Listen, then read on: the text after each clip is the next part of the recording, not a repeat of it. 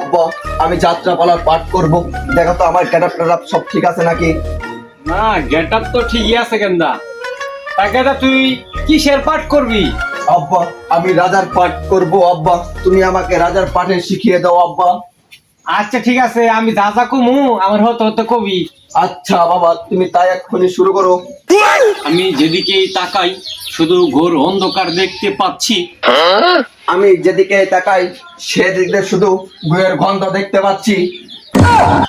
ছি ছি বাবা, এগুলো তুই কি কস? ছি ছি ছি বাবা এগুলো তুই কি কস? তোকে দিলাম আমি রাজার পাঠ, তুই করছিস মেতরের পাঠ। ছি ছি ছি বাবা তোকে আমি দিলাম রাজার পাঠ আর তুই করিস মেতরের পাঠ। তোর কবার কলাম কি আর তুই কস কি? তোরে কবার কইলাম কি আর তুই কস কি? আমার মাথাটা তো নষ্ট হয়ে গেল, তো মারবো এক স্যান্ডেল দে বাড়ি।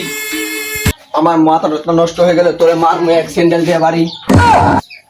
কি তুই তোর বাপের স্যান্ডেল দে মারবি?